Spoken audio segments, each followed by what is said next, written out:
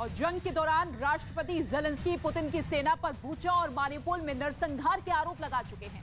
लेकिन अब social media पर एक ऐसा वीडियो वायरल हुआ है जिसने राष्ट्रपति ज़ेलेंस्की के दामन पर दाग लगा दिया है। इस वीडियो की वायरल होने के बाद यूक्रेन की सेना पर ऐसा सवालिया निशान लगा है कि जंग की हर छोटी बात पर बयान देने वाले ज़ेलेंस्की भी खामोश है। आखिर क्या है इस वायरल वीडियो की हकीकत, देखिए हमारी स्पेशल रिपोर्ट।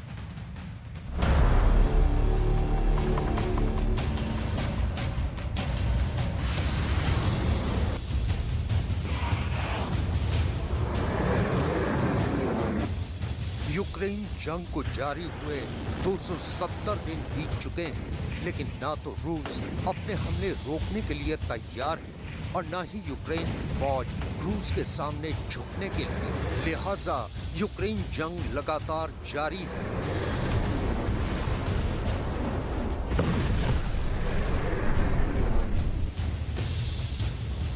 जंग के दौरान पहली बार रूस ने यूक्रेन पर एक संगीन आरोप लगाया है।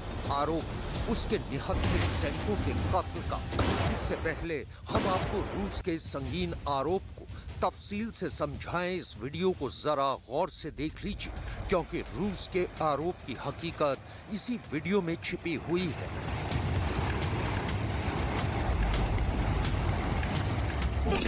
बयालीस सेकंड के इस वीडियो की शुरुआत में दो हथियारबंद सैनिक दिखाई देते हैं और उनके पीछे गोलियां चलने की आवाज साफ सुनाई दे रही है। इसके बाद कैमरा घूमता है और एक तबाह हो चुके घर के आंगन में खड़ी बच्चों की एक लाल रंग की टॉय कार दिखाई देती है।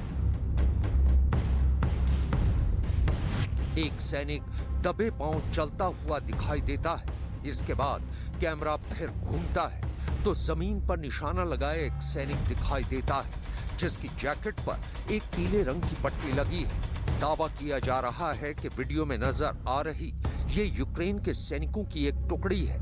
उसके बाद कैमरा एक सैनिक के चेहरे पर रुकने के बाद फिर उसी सैनिक की तरफ घूमता है, जो अब उल्टे पांव धीरे धीरे पीछे की तरफ चलता नजर आता है। इसके बाद जमीन पर लेटे कुछ निहत्थे सैनिक नजर आते हैं और एक सैनिक हाथ उठाए कैमरे की जद में आता है और वो भी अपने साथियों की तरह जमीन पर लेट जाता है।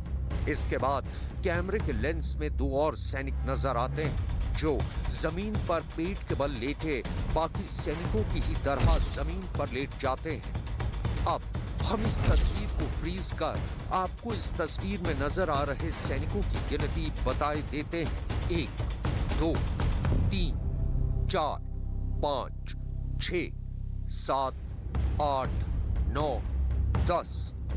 इस तस्वीर में जमीन पर लेटे कुल 10 सैनिक हैं। अभी कोई कुछ समझ पाए, कैमरे की जद में एक हथियारबंद सैनिक नजर आता है और फिर कैमरा इस कदर हिलता है कि कुछ भी साफ नजर नहीं आता, लेकिन इस दौरान ताबड़तोड़ फायरिंग की आवाज जरूर सुनी जा सकती है।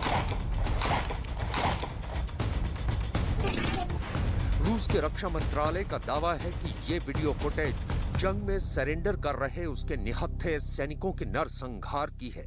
रूस के रक्षा मंत्रालय का आरोप है कि यूक्रेन के सैनिकों ने उसके 10 सैनिकों का बेरहमी से कत्ल कर दिया और ये वीडियो उसी कत्लेआम का है, जो कि अब यूक्रेन के सैनिकों के खिलाफ सबसे बड़ा सबूत बन चुका है। जानकारी के मुताबिक ये घटना यूक्रेन के पूर्वी लुहांस्क क्षेत्र के माकीवका गांव के एक घर के आंगन में हुई, लेकिन अभी तक ना तो इस जगह और ना ही वीडियो में दिखाए गए लोगों की पहचान की पुष्टि हो पाई है। रूस के रक्षा मंत्रालय के मुताबिक ये वारदात 12 नवंबर को या उससे पहले की है।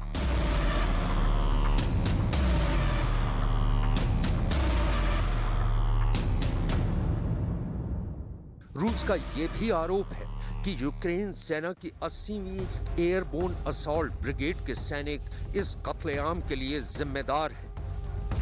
उग्रफासिस्टों की 80वीं एयरबोर्न असॉल्ट ब्रिगेड ने पकड़े गए रूसी सैनिकों के एक दस्ते को मार डाला। कम से कम 11 लोग मारे गए। कैदियों को गोली मारना किसी भी शासन के लिए एक युद्ध अपराध है। यूक्रेन ने अभी तक रूस के इस संगीन आरोप पर कोई भी प्रतिक्रिया नहीं दी है। अलबत्ता ये दावा जरूर किया है कि लुहांस्क फ्रंट लाइन से 70 किलोमीटर दूर डेनेइनकोव गांव और उसके आसपास के इलाकों में उसके आर्टिलरी हमले में 60 रूसी सैनिक मारे गए हैं। यूक्रेन के सशस्त्र बलों के जनरल स्टाफ ने अपने फेसबुक पोस्ट में यह दावा किया है। यूक्रेन के मुताबिक यूक्रेनी सेना ने खेरसोन के दक्षिण में 40 किलोमीटर दूर मिखेलका शहर पर गोलाबारी की थी। रूसी सेना ने नवंबर महीने की शुरुआत में ही ये शहर छोड़ दिया था और वहां से पीछे हट गई थी। यूक्रेन के उप प्रधानमंत्री के मुताबिक ये जंग 2023 के बसंत तक खत्म हो जाएगी और यूक्रेन के सभी इलाकों से रूसी सेना को खदेड़ दिया जाएगा। I think, being realistic, we should, as a military, to follow this scenario that we will need some time to build up some kind of reserves or something, and also that Russia will continue to send mass of people there. And of course, in this case, the war will take some time. But my feeling is that by the end of the spring, this war will over.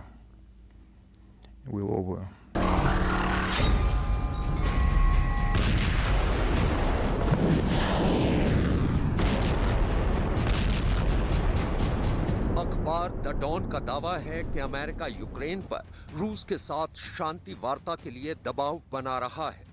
खबर के मुताबिक pentagon का मानना है कि रूस के कब्जे वाले यूक्रेनी इलाकों को यूक्रेन के लिए वापस हासिल करना एक मुश्किल काम है, लिहाजा उसे रूस से जंग खत्म करने के लिए बात करनी चाहिए।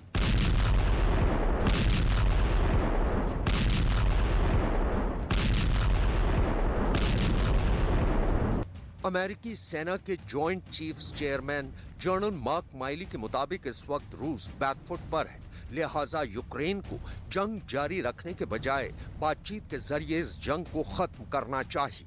जनरल मार्क माइली के मुताबिक इस जंग में रूस अब तक 1 लाख सैनिकों को गंवा चुका है और इतनी ही बड़ी तादाद में यूक्रेन के सैनिक भी मारे जा चुके हैं। लेकिन अगर यूक्रेन ये जंग जारी रखता है तो आने वाले वक्त में उसे ज्यादा नुकसान उठाना पड़ सकता है।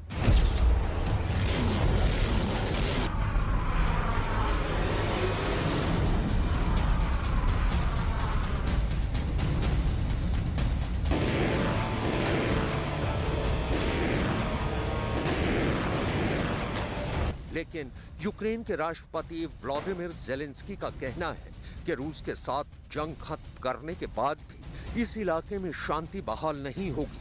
उनके मुताबिक ये जंग रूस की हार के बाद ही खत्म होगी। राष्ट्रपति ज़ेलेंस्की का कहना है कि संयुक्त राष्ट्र और G20 के राष्ट्राध्यक्षों को दिए उनके 10 सूत्रीय शांति मसौदे को अमल में लाने के बाद ही इस इलाके में शांति बहाल की जा सकती है। There are 10 items in the Ukrainian peace formula. These are challenges which should be overcome for the sake of security of Ukraine, Europe, and the world. This is peace formula for the world.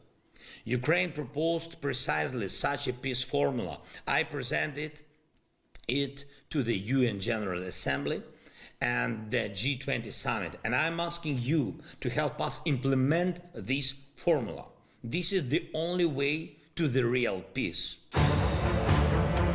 रूस के रक्षा मंत्रालय का दावा है कि उसकी सेना के हाल के हमलों में यूक्रेनी सेना को भारी नुकसान पहुंचा है। इतना ही नहीं, रूस का तो ये भी दावा है कि उसने यूक्रेन के जिन अहम सैन्य ठिकानों को निशाना बनाकर उन पर मिसाइल हमले किए, वो कामयाब रहे।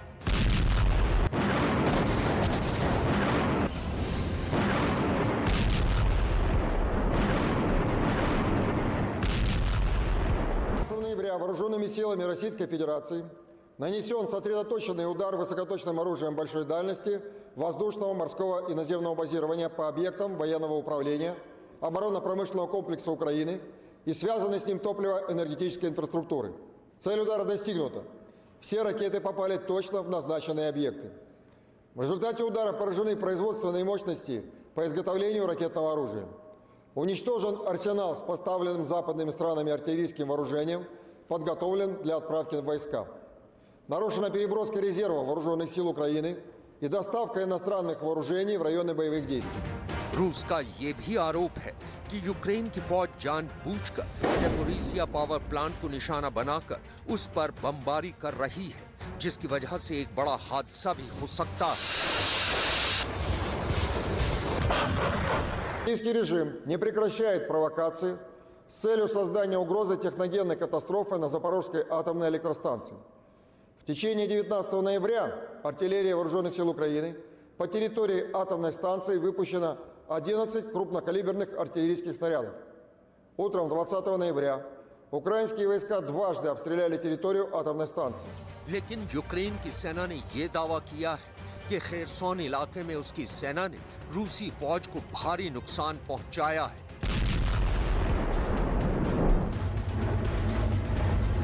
На Херсонському напрямку мінометних та артилерійських обстрілів, зокрема, зазнали райони населених пунктів Антонівка, Білозерка, Миколаївка, Одрадокам'янка та Чорнобаївка Херсонської області.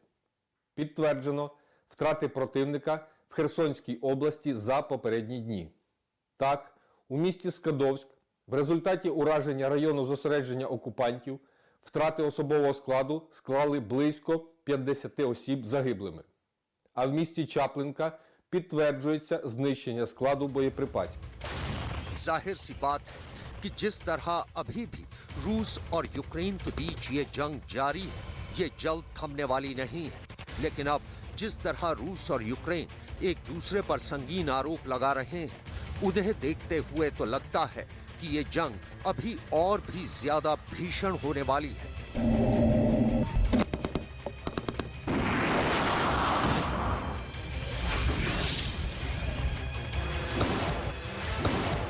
लेकिन दुनिया बस इसी बात से डरी हुई है कि कहीं राष्ट्रपति पुतिन इस जंग को खत्म करने के इरादे से यूक्रेन पर परमाणु हमला न कर दे, क्योंकि अगर ऐसा हुआ तो दुनिया एक नई जंग की आग में जलने के लिए मजबूर हो जाएगी।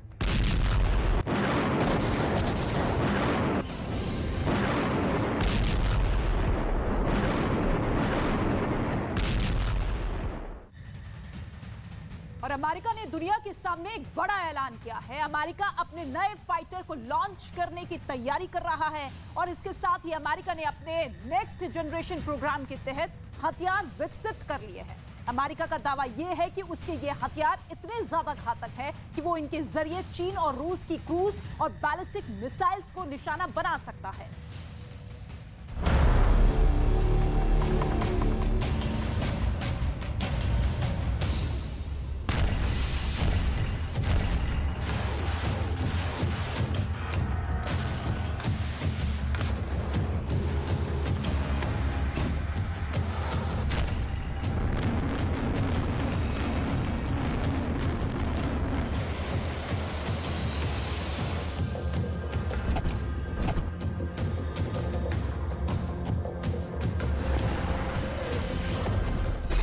अमेरिका ने कर ली जंग की तैयारी।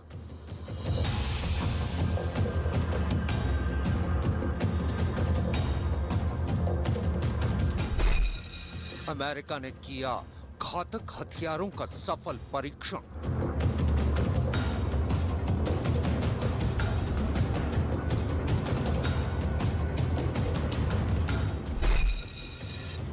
अमेरिका के हथियार उड़ाएंगे रूस चीन के होश।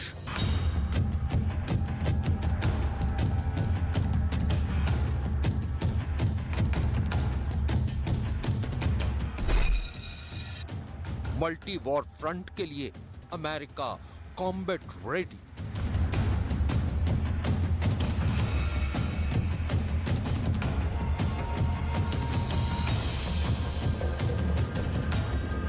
यूक्रेन जंग पर रूस और अमेरिका के बीच तलवारें खींची और दोनों देशों के बीच भड़की एक छोटी सी चिंगारी रूस और अमेरिका में सीधी जंग भी करवा सकती है। ताइवान को लेकर अमेरिका और चीन आमने सामने हैं। उत्तर कोरिया के लगातार मिसाइल परीक्षण भी अमेरिका की परेशानी का बायस बना हुआ है।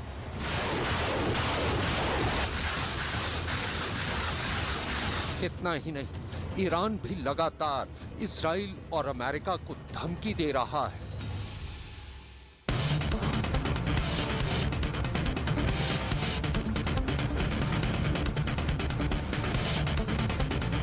ये तमाम फैक्ट और फैक्टर इस तरफ इशारा कर रहे हैं कि भविष्य में अमेरिका को अचानक कई मोर्चों पर जंग लड़नी पड़ सकती है। लिहाजा इन खतरों को देखते हुए अमेरिका ने मल्टी वॉर फ्रंट की तैयारी शुरू कर दी है और इस कड़ी में वो इसकी शुरुआत अपनी वायुसेना के जंगी बेड़े की ताकत को बढ़ाकर कर रहा है।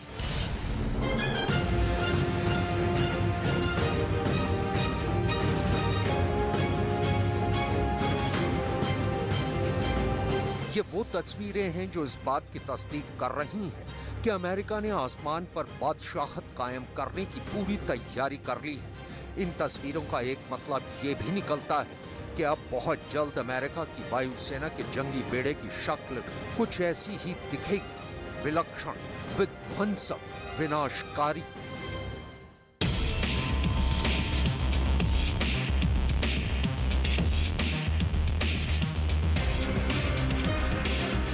खबर के मुताबिक अमेरिकी एयरफोर्स अपने एनगैड यानी next generation air dominance programme के तहत अपनी वायुसेना के नए जंगी बेड़े में 6th जनरेशन फाइटर जेट के साथ साथ लॉयल विंगमैन ड्रोन को विकसित करने के करीब पहुंच चुका है। खबर के मुताबिक 2024 तक पूरी दुनिया अमेरिका की वायुसेना का नया अवतार देखेगी। दरअसल अपने प्लान के तहत अमेरिकी वायुसेना अपने लड़ाकू विमानों के एक ऐसे जंगी बेड़े को विकसित कर रहा है जिसमें एक फाइटर जेट के साथ ऐसे ड्रोन उड़ान भरेंगे जो एक फाइटर जेट की भूमिका निभाएंगे।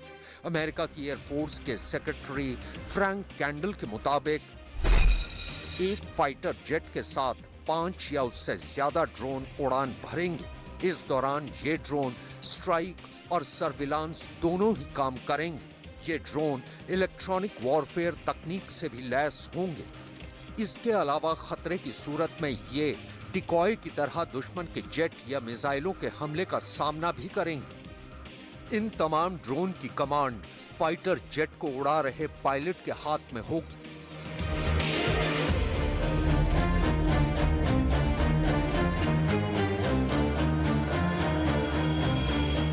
अमेरिकी एयरफोर्स के मुताबिक उसने अपना एनगैड यानी next generation air dominance programme साल 2015 में शुरू किया था। इसका मकसद अमेरिकी वायुसेना की शान कहे जाने वाले F-22 रैप्टर लड़ाकू विमानों से बेहतर और 6th जनरेशन के फाइटर जेट बनाना था। अमेरिका ने अपने एनगैड प्रोग्राम को इतना खुफिया रखा था कि दुनिया सालों तक इसके बारे में अनजान रही। लेकिन रूस के 6th जनरेशन फाइटर जेट विकसित करने की खबर के बाद अमेरिका ने भी ये ऐलान कर दिया कि वो अपने 6th जनरेशन फाइटर जेट को विकसित करने के बहुत करीब है। अमेरिका की एयरफोर्स के सेक्रेटरी फ्रैंक कैंडल के मुताबिक साल 2030 तक अमेरिकी वायुसेना के पास फ्यूचर फाइटर जेट्स की 1 से ज्यादा स्क्वाड्रन होंगी।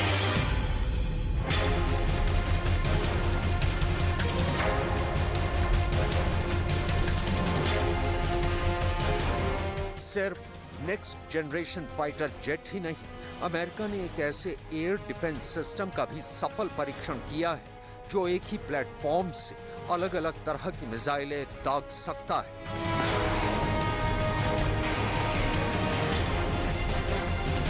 खबर के मुताबिक अमेरिकी वायुसेना के रिसर्च लैब ने अपने नेसैम्स यानी national advanced surface to air missile system से 3 अलग तरह की मिसाइलें दागने में कामयाबी